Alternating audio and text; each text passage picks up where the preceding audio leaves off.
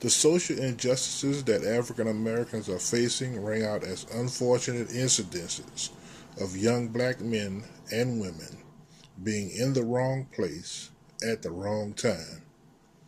But is that the case? Or was it senseless acts of violence perpetrated by gung ho police officers releasing stress after a bad day? We may never know. Were these young men and women targeted by specific law enforcement agencies? Was Sandra Bland a target of a plot in which the police department was used as pawns in a much grander scheme? Should George Zimmerman have been acquitted for the death of Trayvon Martin? These are questions that may never be answered, and we can only ponder and speculate on what is really going on. In 2015, 1,126 African Americans died at the hands of police. In 2016, that number was 1,134. That's a total of 2,260 African Americans that died on a course of 730 days. That's crazy. And I ask why? When does it stop? And what can we do to stop it? If there's anything that we can do. To the decision makers of the NAACP, I propose a campaign.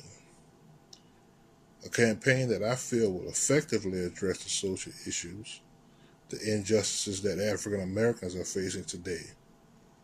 The black dollar is valued at an estimated $1.2 trillion. This means that black buying power is much more than it's given credit for. Currently, according to Black Enterprise magazine, only 2 cents of every black dollar spent is recirculated into the black community. This is a travesty in and of itself.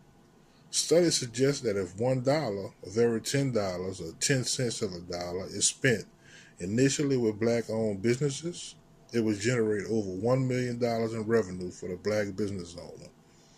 The cause for my research is that very few have the platform to kickstart this type of movement. Major corporations receive the other 98 cents of every black dollar earned and spent.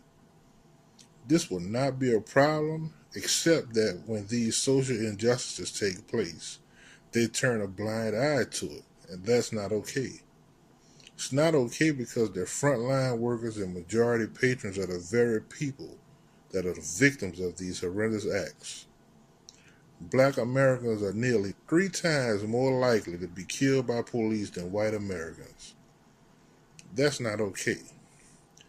It is not okay for anyone to quietly assume that if the police kill someone, they deserved it or that it was the last resort.